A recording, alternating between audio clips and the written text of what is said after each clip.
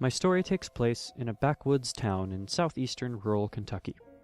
It's a small town that you've likely never heard of, its people sparsely peppering the mountainsides to and fro. It's the type of town where it isn't exactly uncommon to find neighbors bartering for goods with livestock and services, living off of what the land provides, and generally making do with what they've got. It was here that my father was raised. And it was here that my father raised his family. Now, my father was a proud man. Short, barely 5'7", but stout. He was many things. A mountaineer, a carpenter, a survivor, a hunter, but mostly he was proud. He instilled in me all of the virtues that I believe in today. He's the type of man that would give you the last dollar to his name, the type that would go hungry to make sure his children were fed. And there were times that he did. I suppose I should clarify that I grew up in poverty. Now, I have no doubt that there were people worse off than we were, but times were hard nonetheless. My father worked intermittently, mostly in construction. There were few homes within our community that he did not at least help with. He built our house from the ground up, dug out the basement, and leveled the land with little more than a shovel, wheelbarrow, and the helping hands of my uncle and 2 older brothers. Our house sat on a hillside in a leveled-out alcove. The yard stretched on for what seemed like an eternity, ending at a fresh mountain brook with the woodland just beyond. He spent a lot of time in these woods, hiking trails, digging ginseng, hunting, and otherwise passing the hours by. The mountains provided our family with many necessities. Our water was pumped from a mine near the mountain's peak, our food consisted mostly of game and livestock, and our income often came in the form of valuable roots. My mother is a wonderful cook. She had a particular fondness for chicken, which we raised. My father, on the other hand, preferred game. No stranger to the culinary arts, he was adept at preparing a wide variety of dishes, all of which he tracked, killed, and prepared himself. Long before the sun would rise, he would set out with little more than a flashlight. He would follow the mountain stream before turning off onto one of the many mine roads that were carved out along the terrain. One such road ran by an old graveyard, long since forgotten by the rest of the world. Some of the headstones there dated back to the onset of the 19th century. I can recall one night my father decided to go spotting. For those of you unfamiliar, spotting is a common practice amongst Appalachian hunters. Perhaps amongst hunters in general, but I'm no hunter, so I'm not entirely sure. The hunter sets out before the sun rises, as my father often did, with a flashlight. This flashlight is used much like a spotlight. By scanning it back and forth over the landscape, the hunter hopes to catch a glimpse of the animal's eyes. You see, the eyes of an animal are luminous, and in complete darkness, when the light passes over them, they will shine. This is a method of establishing good hunting venues. On this particular night, my father broke tradition and decided to bring his shotgun with him on this spotting expedition. A decision that, I would later learn, saved his life. It was a warm spring night. I was always a night owl, so when my father stirred, I was still wide awake, playing my Super Nintendo. It wasn't a school night, so he greeted me with his ever-present smile. "Hey, big man," he chimed. "You're up late." "I want to beat Mario," I told him, my eyes leaving the screen for the briefest of moments, long enough to see him tying his boots. He didn't respond. He just continued to smile and rubbed my head as he passed me on his way to the gun cabinet. From it, he removed his 12-gauge shotgun, some rounds, and a miner's light. The light, I recall, strapped to his forehead and attached to a rather large battery that he hung at his waist. He then made his way to the couch and sat next to me, casually lifting the TV remote. He waited for me to finish the level. "Pause it," he requested. "I need to check the forecast." I obliged, and he flipped through the channels. He watched as the forecaster rambled on about weather and seemed content. "Not giving rain today," he nodded approvingly. "That's good." He changed the channel back and turned to me. "Okay, you can go back to your game. I'm going out. I'll be back in a while. When your mother wakes, tell her I'm bringing home supper. Tonight we're going to have rabbit." He kissed my forehead as he stood. I smiled at him as he rounded the hallway corner to our door. I listened to the door shut and to the clunk of his boots as he made his way off the porch, down the steps and through the yard, his steps fading into the distance. Now from this point on, I cannot vouch for the validity of my tale, but I can tell you that the man who returned was not the man that left. Make no mistake, my father did return, but he was a changed man. He never spoke much of that night until after I had started college. This is his story. Like most other nights, he headed up the mountain trail. that ran alongside the brook. The air was still and warm, the moon and stars shining brightly. There were no clouds, and the forecast was clear. The sound of cicadas and crickets filled the air. He made his way along the trail, intermittently shining light on either side of the stream. He followed it until he reached a fork in the path. To his left was his customary turnoff. Further up that trail was the old slate dump, and above that was a derelict coal chute. He shined his light along that trail and contemplated. He had been talking with his hunting buddies, and they had mentioned a sweet spot near the abandoned cemetery. A warren of rabbits had taken up residence in the graveyard, and they had all had good fortune while hunting there. The right trail continued along the stream, towards the mine where we drew our water. It passed by the cemetery where the rabbits were said to reside. After some consideration, he decided to follow the stream until making his way to the cemetery.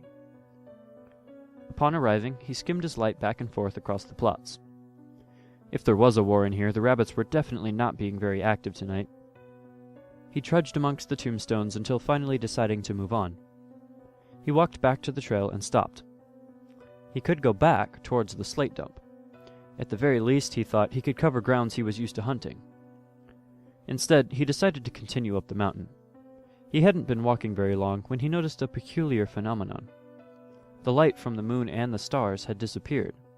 He was completely enveloped in darkness. Clouds covered the sky, and in the distance somewhere there was a flash of lightning.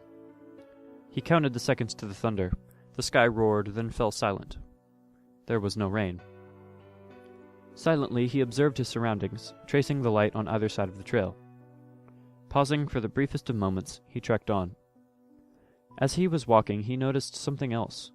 Very faintly, very rhythmically, his footsteps were echoing.